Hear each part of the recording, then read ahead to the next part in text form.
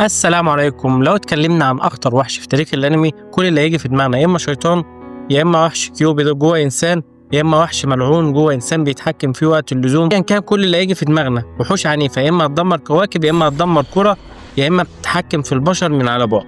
كل ده مفهومنا عن الوحوش. بس لو اتكلمت عن اخطر وحش في تاريخ الانمي هيجي في دماغك واحد من دول. بس احب اقول لك ان اخطر وحش في تاريخ الانمي ولا هو عنده قوه خارقه، ولا هو بيطير، ولا هو وحش، ولا هو مصاص دماء، ولا حتى معاه سلاح خارق.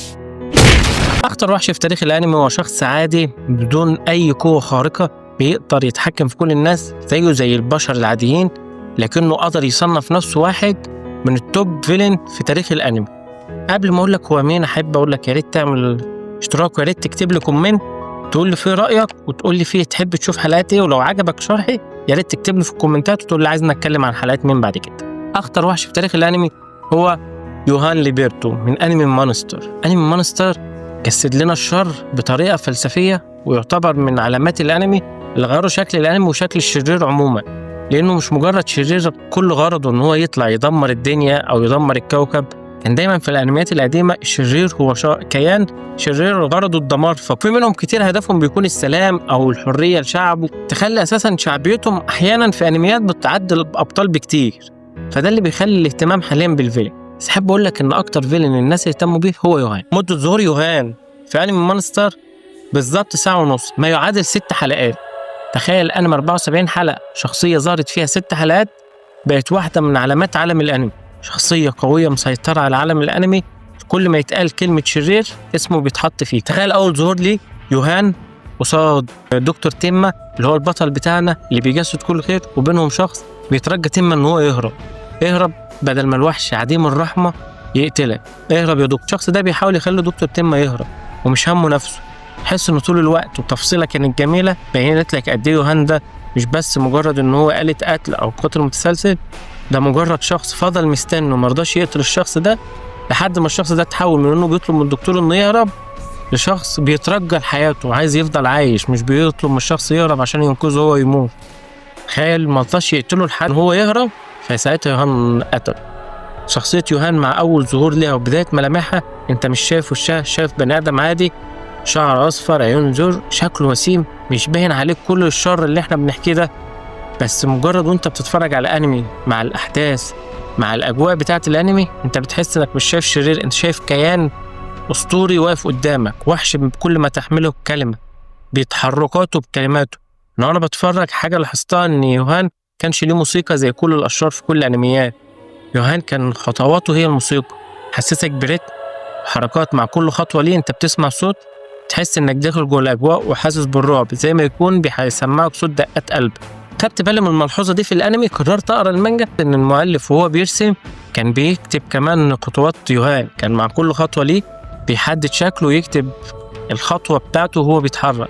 الشكل ده اكد لي قد ايه الكاتب كان مهتم بكل تفاصيلها، كان كل اللي على الاستوديو ان هو ينقلها زي ما هي مكتوبة عشان نقدر نجمع القصة دي وإزاي الوحش ده اتشكل. القصة بدأت بعد الحرب العالمية الثانية، وهي اللي بيحصل فيها أحداث الأنمي.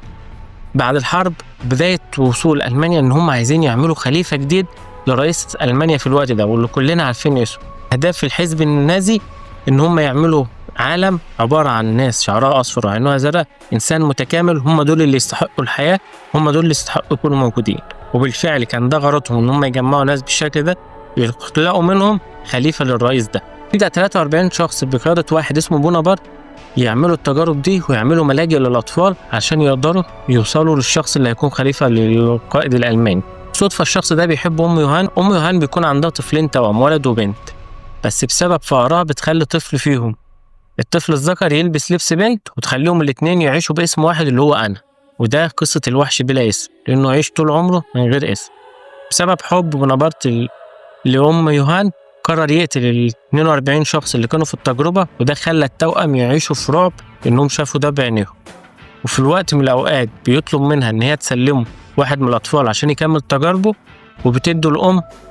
ودي كانت لحظة من اللحظات المرعبة. قالوا الأم هتدي مين فيهم، فتيجي الأم تدي شخص، بعد كده تقول لا مش قصدي ده، وتدي الطفل التاني.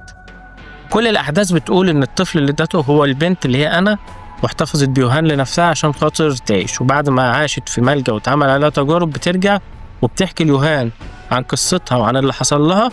فيوهان زي ما تقول بياخد ذكرياتها، والذكريات دي بيحس ان هو عاش. وفي مقولة تانية بتقول ان هو اللي راح وهو اللي عاش، بس مع احداث الانمي الاكيد ان هي اللي راحت، ولما حكت له بقى هو اللي حاسس بالذكريات دي، وزي ما يكون امتص الذكريات دي.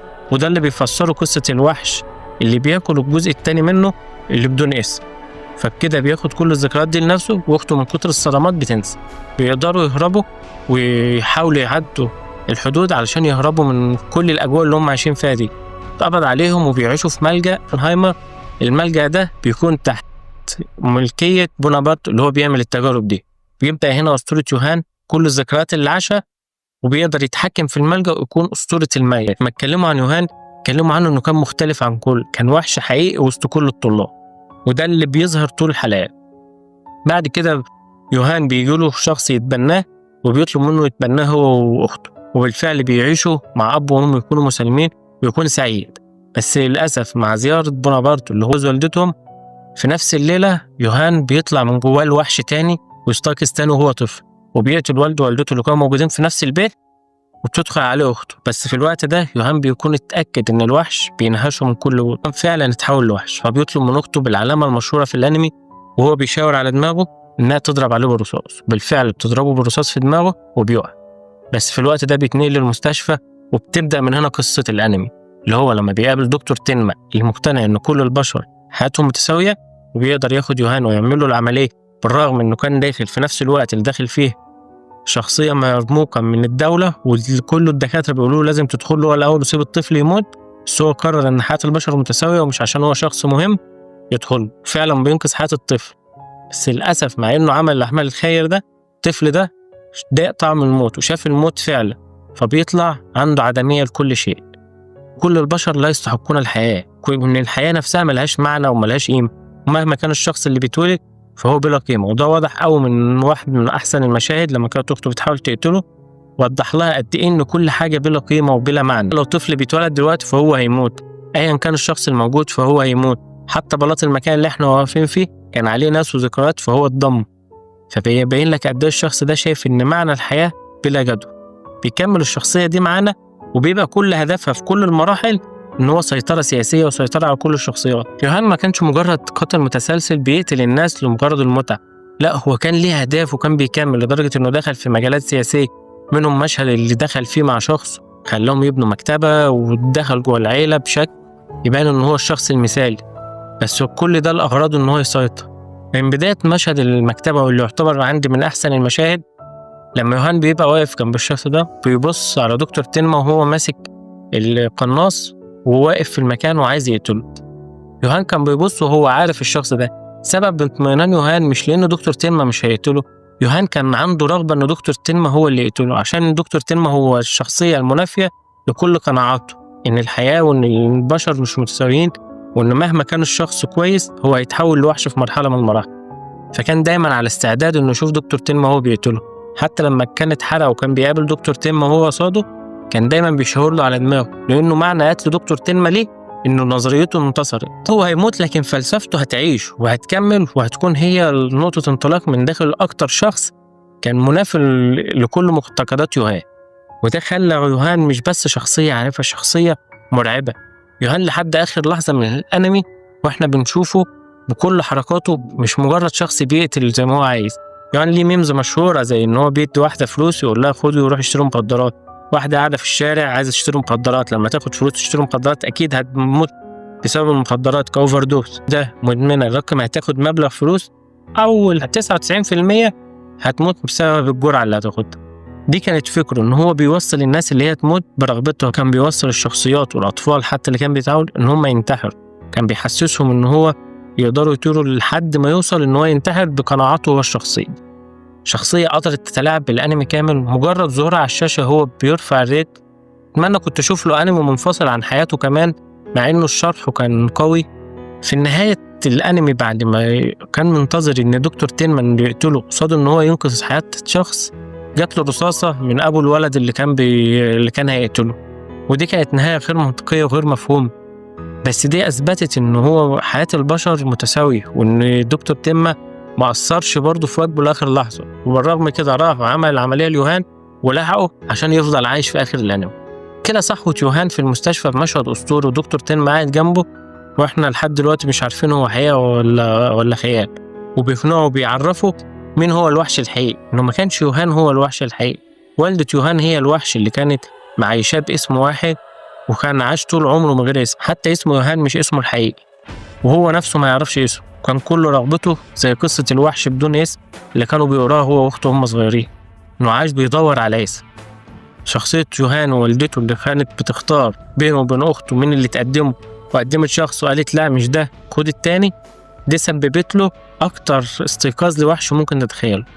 مشهد قوي، مشهد درامي يثبت لك قد ايه الانمي ده كان فيه كل القوه وكل المعاني اللي احنا عايزينها. الانمي ده مش بس اثبت ان شخصيه الشرير لازم تبقى فلسفيه ولها مرجعيه عشان خاطر نهتم بيها، لا، شخصيه الشرير ممكن كمان بدون قوه خارقه تتغلب على شخصيات بكل القوى الخارقه اللي موجوده في الدنيا. لهم بفلسفته، بماضيه، ببنائه، بكل اللي هو عايزه، مش مجرد شرير عايز يسيطر على جزء او شايف جزء احسن من جزء. يعني كان عايز يشوف حرفيا العالم بيحترق، كان عايز يشوف كل الناس ماتت وهو بس اللي يفضل عايش. شرير زي ما الكتاب ما بيقول. في رأيي يوهان لو كان موجود في أي عالم أنمي تاني مثلا بنفس الشخصية دي كان قدر يتحكم فيه. يعني يوهان بدون أي قوة خارقة كان فعلا كان مرعب طول الأنمي. أتمنى تقول لي رأيك في الكومنتات، أتمنى تكون عرفت قصة يوهان. أنا حاولت أحكي لك القصة بكل اختصار. لو أنت عايز تفاصيل قصته أكتر أو قصة أي شخصية تانية يا ريت تكتب لي في الكومنتات. حاولت أخلي الفيديو مقتصر على يوهان بس، متنساش تكتب لي كومنت تعرفني إن إحنا نكمل ولا لأ. يا ريت تكتب لي كومنت يدعمنا. خليك معانا إن شاء الله تشوف فيديوهات أكتر، حاول ننوع في الفيديوهات. أنا أحمد سادة، دي قناة إيجي أنمي ما قالش. متنساش تعمل لايك.